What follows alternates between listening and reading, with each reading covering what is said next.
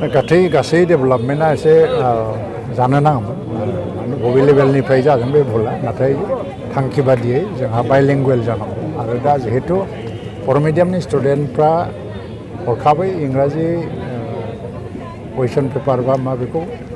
बुजिजोबनो हायाबो जानो हागौ क्लास 6आव बे प्रब्लेमा जायाखै नङा जादों बेखौ दुलाराय बर' फरायसा आफादा आरो थुनलाइ आफादा जि प्रतिबाद खालामदों बाहाय बुंनांगौ जेबो गैया आरो दिनै गुण'त्सबखौ क्लास 6निखौ लानो होआखिसै बेवहाय मोनसेल' खोथा बिनि बर्जन खालामनायनि सायाव बुंनांगौ गैया आंहा मोनसे स्टेन्ड लाबाय जेला प्रतिबाद खालामबाय जेला बेबादिया थांगोन नाथाय बेवहाय मोनसे मा स्कुल बै बर' मिडियामनि जा दिनैहाय गुण'त्सबआव बाहागो लानो मोनाखिसै थ' बिसोरखौ जुदि फिरि माने लाफिननाय जायाबा स्कुलफोरनि ग्रेडआ एसे एफेक्ट जागोन आरो बेवहाय मेजर स्टुडेन्टफ्रा जेबो लस जाया थ' बेनि थाखाय जोङो एसे टेकआप खालामबाय थादों बिटिसिसिबाबो आल'सना खालामदों शिक्षा मन्थ्रिया बिनि सायाव बेबस्था लागोन गोख्रै आच्चा आसामनि जि टेट नटिफिकेसन ओंखारबाय बेवहाय बर'नि जि फोरोंगिरिनि बिबान बेयो 42 जन मा बुङो सार नैबे समाव गोबां खम आसामनि जि टेटनि स्पेसियेल नटिफिकेसन ओंखारबाय आं बेखौ नायाखै आं बिनि सायाव बुंनोबो नाङा आं दाबो नायाखै मोजाङै आं मोजां नायना मालाबा बुंगोन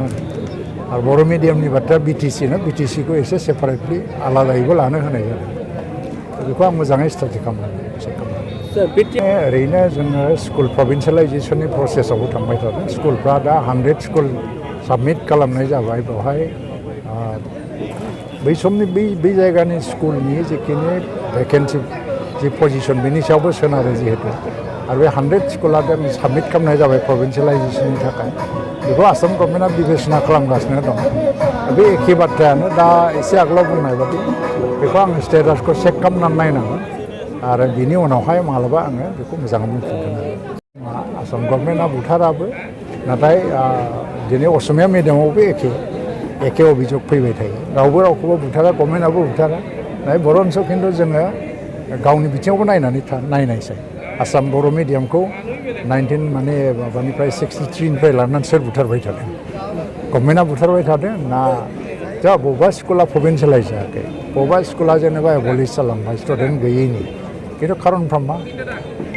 बर' मिडियामखौ बुथारनाया गभर्नमेन्टआ बुथाराखै गभर्नमेन्टनि पलिसिया बबेबा एसे भुल जालाङो जानो हागौ बेनि थाखाय प्रतिबाद खालामनांगौ थिगैनो दं नाथाय बर' मिडियाम थैलांनायनि जाउनाव दिनै बर' मिडियामनि सायाव बर' मानसिफ्रानो जे फोथायनाय गैयै जालांदों बेसो मेजर जों बिदि होननानै गावनिफ्राय गावनि दारै जानाय दाय फोदोफोरखौ दानखेलायनानै गुबुनाव दोनहरजोबनानै गाव फ्रि जानो नागिरनाय बिदिजों जानाय नङा सार फैबाय थाबाय जे लक' बिसायख'थि लकसभा बेनि थाखाय राजु नार्जारिनि नामखौ ओंखारनायफ्रा खोनानो मोनदों रावनिबो नाम जायाखै बेखौ आं रायलायाबो बेखौ केन्डिडेट सेलेक्सन जागोन आरो बेखौ कमिटि मोनसे दङ हानजाया मोनसे कमिटिबो दङ बिनि सायावबो डिसकासन जागोन खिन्थु दिनैसिमबो डिसकासन जायाखै रावनिबो नाम